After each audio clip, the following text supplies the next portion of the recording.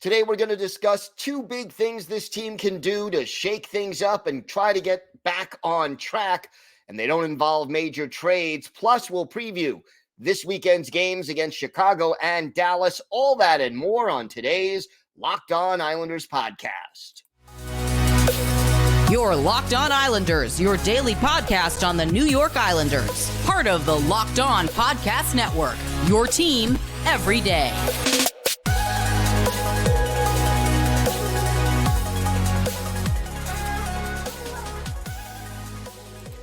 And welcome, everybody, to the Friday edition of the Locked On Islanders podcast, part of the Locked On Podcast Network, your team every day. I want to thank everyone who makes Locked On Islanders your first listen every day. Don't forget to subscribe on YouTube and wherever you get your podcasts so you can get new episodes as soon as they drop. Today's episode is brought to you by FanDuel. Make every moment more. Right now, new customers get $150 in bonus bets guaranteed when you place a $5 bet. Visit FanDuel.com/lockedon to get started. So much to get to on today's show. But first, if there's something Islanders related on your mind, if you have a question, a comment, maybe a topic you'd like us to discuss on a future episode, you can email us at lockedonislanders@gmail.com. And if you leave your first name and where you're from, we're happy to mention you on the show when we discuss whatever it is that's on your mind. You can also follow the show on X at Locked On Isles, and you could follow me, Gil Martin, on X at Ice Wars, NYR vs NYI. We'll keep you up to date on all things Islanders all season long, and I am live tweeting during nearly every Islanders home and road game. So join me for some instant insight and analysis, and it's great to talk Islanders hockey with you, game time or anytime. We know, Islander fans, that this team has been struggling. And in some respects, they've been struggling all season, holding leads, giving up too many shots, poor exits from the defensive zone. Those have been constants. And in other ways, for example, the difficulty that they're having scoring goals in the month of January, that's been a little bit more recent as far as difficulties are concerned. But look, we all know that Lou Lamoriello is not inclined to do a rebuild at this point, or at least he has not even given any indication of that. We know that this team has cap issues if they're looking to make a major move, and we know that a lot of guys on this team have long-term contracts, bad contracts in some ways as far as them being overpaid. And, this is an older team without a lot of prospects in Bridgeport or in the system that would be ready to come up and contribute. But that doesn't mean there aren't things that Lane Lambert and Lou Lamoriello can do, because there are, to try to snap this team out of its present slump. And I could think of two of them right off the bat that, again, not sure that these are things that Lane and Lou would necessarily do, but that doesn't mean these are things they shouldn't do. And I'll start with the simple one first. We know this team just doesn't have prospects right now in abundance. And that number gets even smaller if you're talking about prospects who are ready to play in the NHL and make a contribution. That is tougher right now for this team to have. But there's one player right now down in Bridgeport who has been outstanding. And look, Bridgeport, last in the Atlantic Division of the AHL, they're struggling too. But Ruslan Ishkakov has been their top goal scorer. He leads the team in assists. He leads the team in points. And, the other thing about Ishkakov that I will say, and if you've watched Bridgeport this year, you understand that kid is marvelous with breakaways and shootouts. Lord knows that is something the Islanders have had problems with all year, last year too, to get another guy on the team similar to Franz Nielsen, who may not be a 30-goal guy, but who can do spectacular things in a shootout or on breakaways, would certainly benefit the New York Islanders. So one thing I think this team can do is call up Ruslan Ishkakov. And this would accomplish a couple of things. Number one, you get a little more offensive juice from Ishkakov. You get that breakaway and shootout talent. And I think you're giving a guy who has earned a chance based on his play in the minors a chance to show what he can do. So I think you'll get those things from calling up Ruslan Ishkakov. And I think the other message it sends is to the veteran players who really think because of the lack of prospects on this team or because of injuries or for whatever reason, because of the fact that it doesn't appear from the outside looking in like there's a lot of accountability on this team. I think it sends a message that, somebody can sit at any given moment and it could be you. And I think that's a message that not just the younger players, the Hudson Fashings and the Julian Gauthiers and the Oliver Wallstroms need to hear. And well, okay, Fashing and Gauthier are a little less experienced rather than younger, but you get the point. It can't just be those guys who have to feel the pressure. The everyday guys, the Kyle Palmieris, the Matt Martins, the Cal Clutterbucks, the JG Pageaus, guys who are playing every day but may not necessarily Pierre Engvall before he was injured. These guys need to get the message that they could sit too. And the fact that Ishkakov is more of a skilled guy, to me, leads me to believe that if you call him up and let's say rest Kyle Palmieri for a game or JG Pageau, because remember, Ishkakov, he's playing the wing, but he's a natural center. He could play either position. Shake things up. Have guys who are struggling, especially maybe guys in the top three lines, have them sit for a game. Make it so they're hungry again. Make it so they understand if I don't produce, I could be on, in the press box for a couple of games. And that's embarrassing. And that isn't, a good look. And certainly it hopefully lights a fire under these guys. And look, we know Ishkakov is roughly 5'8". He's not very big. And the Islanders have been concerned about his play away from the puck. I get it, okay? Give him 2 or 3 games. You could replace different players in the lineup depending on how he does and how they do. But give him 2 or 3 games. If he plays poorly, you send him back to Bridgeport, but at least you sent a little bit of a message. If he plays well, he can stay up for a little longer or even for the rest of the season if he really plays well. And all of a sudden, there's a little more pressure on some of these guys who may be a little too comfortable with their spot in the lineup, and it lights a fire under them. So I think bringing up right now Ruslan Ishkakov, maybe you wait until after the Blackhawks game. You got 2 home games coming up, after that. Do it. Take a chance. Send a message. Give the kid who's earned a chance down in Bridgeport a chance to show what he could do. It would add a little speed to this lineup, a little youth, a little bit of a notice on some of these players. And let's be honest. The way this team has been playing in the month of January, really since the end of the holiday break in late December, can't get much worse. If you lose and he doesn't play well, you send him back down. But what if he's the same?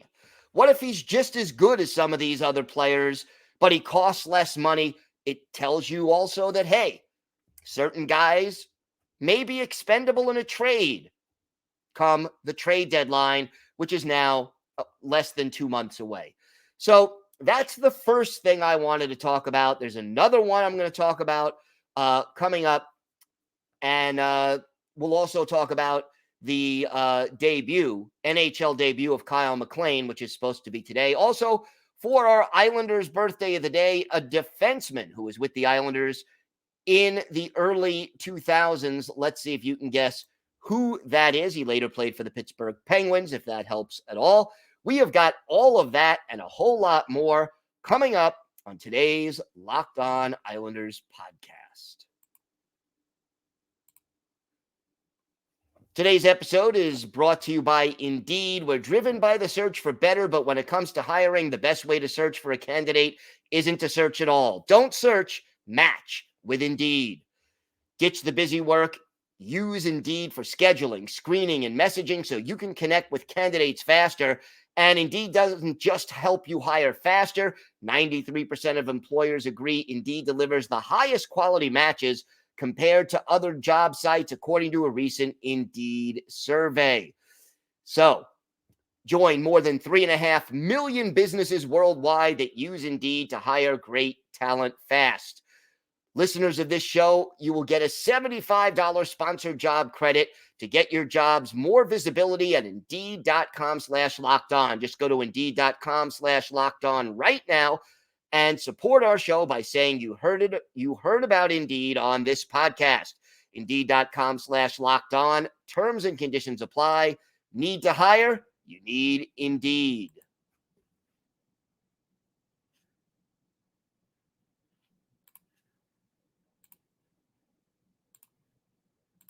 Today's episode is also brought to you by your friends at FanDuel.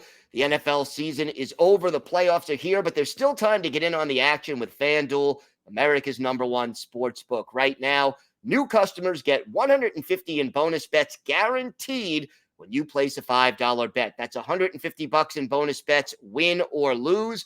The app is so easy to use, and there's so many different ways to bet. You could check out live, same-game parlays. You could find bets in their new Explore tab or head to the Parlay Hub. It's the best way to find popular parlays and a lot more. And look, you've got the NFL playoffs, you've got college and pro basketball, you've got hockey. Check out the odds for the Islanders and the Blackhawks tonight on FanDuel. Visit FanDuel.com/lockedon and make your first bet a layup. FanDuel, official partner of the NFL. Locked On has launched the first ever national sports 24/7 streaming channel on YouTube. Locked On Sports Today is here for you 24/7, covering the top sports stories of the day with the local experts of Locked On, plus our national shows covering every league. Go to Locked On Sports Today on YouTube and subscribe to the first ever national sports 24/7 streaming channel. So there is one other thing that this team can do, in my mind. And I don't know if Lane Lambert's going to go for it, but he's shown in the past that he could. I think this team needs to play more defensive-oriented hockey. I know it's not as exciting and sexy, so to speak, as watching them do their thing offensively, especially Barzal, Dobson, and Horvat. You know, they're at or close to a point a game pace.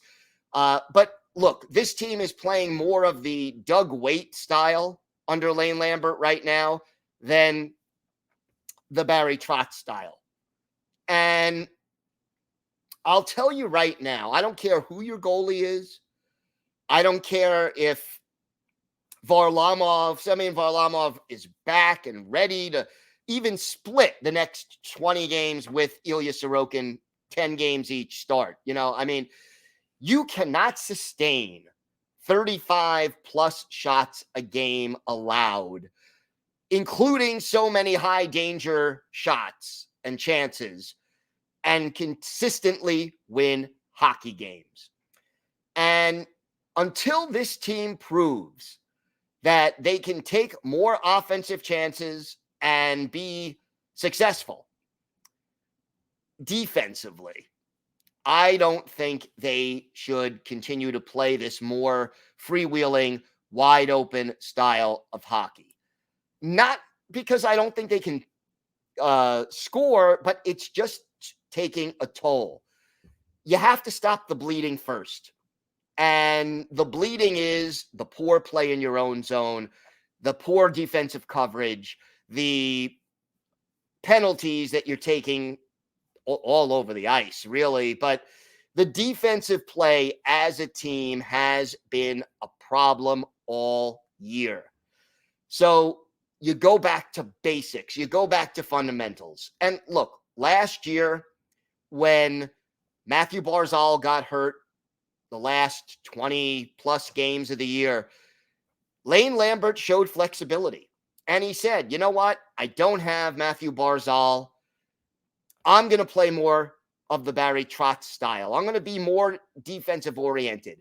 And it doesn't have to be as restricting as the Barry Trotz style was, although you could go that route if you want to. But you just have to take care of your own zone first. And giving up 35, 40, 44 shots a game is a surefire way to lose more games than you win. And if you need any proof of that, take a look at this year's Islanders. Because here we are, we're past the halfway mark of the season, 44 games played, and the Islanders are 19 wins and 25 losses. Yeah, okay, 10 of those 25 losses, you got a loser point. But you're still 6 games. You've lost 6 more games than you've won this year. Ilya Sorokin is going to get burned out, even again, if Varley comes back and plays half the games, facing that many shots, and Varley will get burned out facing that many shots, that many high danger shots. Go back to basics, stop the bleeding, get back to competent defensive play, and then we can talk about building more on offense, which really would be a good thing, you know, getting a little more aggressive and what have you. But those are two things that I think this team can do without making a big trade or firing the coach. These are things they could do now. And let's hope that they do those things. Wanted to also briefly touch on Kyle MacLean. Islanders called him up. He is going to make his NHL debut tonight in Chicago as the Islanders hope to end this disappointing road trip on a high note. And, you know, it's got to be special for MacLean, both for Kyle MacLean, who's making his NHL debut, and for John MacLean, the assistant coach, who is his father, who's going to be behind the bench during this game. And MacLean's going to wear number 32 for the Islanders.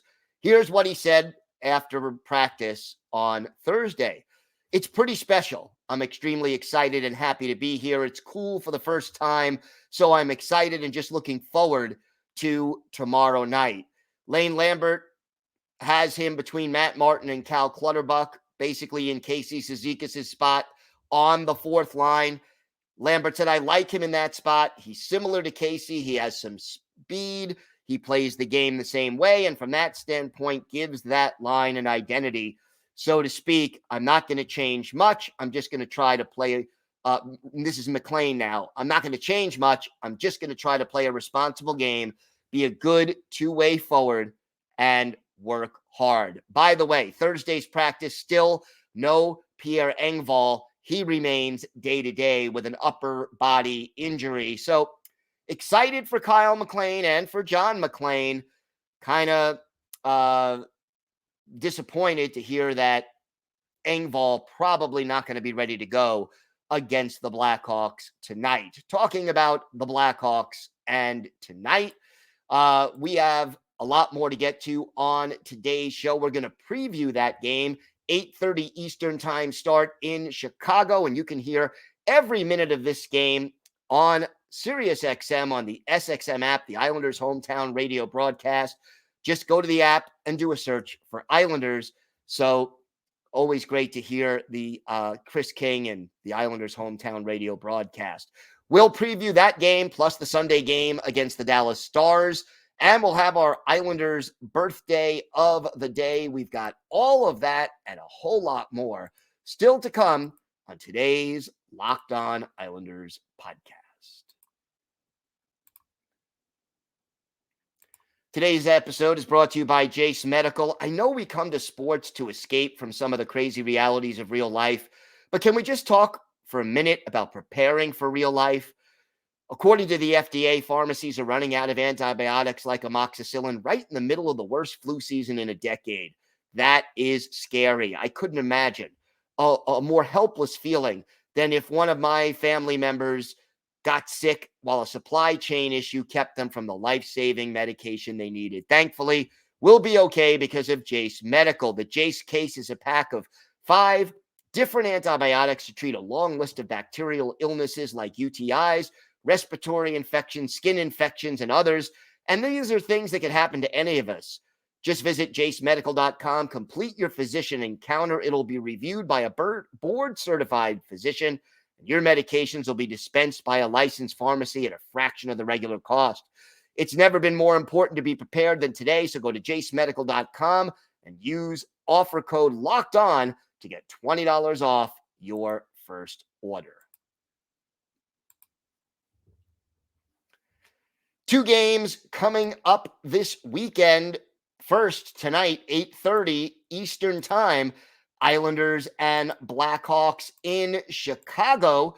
And, well, let's face it, this is a Blackhawks team that is having a very rough year. Now, remember, 8:30 tonight, you can catch every minute of this game hearing the Islanders hometown radio broadcast on SiriusXM. Go to the SXM app and search for Islanders. Blackhawks, a distant 8th in the NHL's Central Division, 13-29-2. Their most exciting player, Connor Bedard, he is still out with a broken jaw.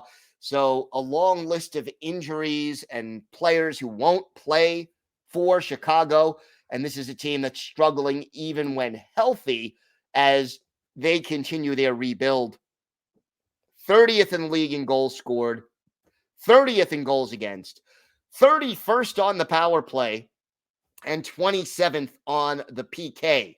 In other words, this team doesn't do anything particularly well. Peter Mrazek, he's been doing a good job under difficult circumstances in goal. He's 11-16-1 with a .907 save percentage and a .304 goals against average. But Arvid Soderblom, the backup, 2-13-1 with an .875 save percentage and a .401 goals against average. Now, everydayers, you'll remember that yesterday we told you that the Blackhawks were playing Thursday instead of Wednesday because of the weather in Buffalo. So Soderblom is their goalie on Thursday, which means that Peter Mrazek will almost certainly be the goaltender on tonight's game against the Islanders. The line combinations for the Blackhawks. Philip Kurashev centers Rem Pitlick and Taylor Radish on the top line. Jason Dickinson is the second line center. Colin Blackwell to his left. Joey Anderson to his right. Mackenzie Entwistle is the center on the third line. Lucas Reichel and Cole Gutman are his wingers. And then from left to right on the fourth line, Boris Kachuk, Zach Sanford, and Reese Johnson. Alex Vlasic and Seth Jones, the top defense pair. Kevin Korchinski and Jacob Megna are the second pair on defense, and Jared Tenorti and Isaac Phillips are the third pair. The goalies, Mrazek and Soderblom. The injury list, some of their best players: Taylor Hall, Andreas Athanasiou, Connor Bedard, Nick Foligno, Tyler Johnson, former Islander Anthony Beauvillier, and Nikita Zaitsev, all on IR. Connor Murphy day-to-day. So maybe, just maybe, they can get him back soon.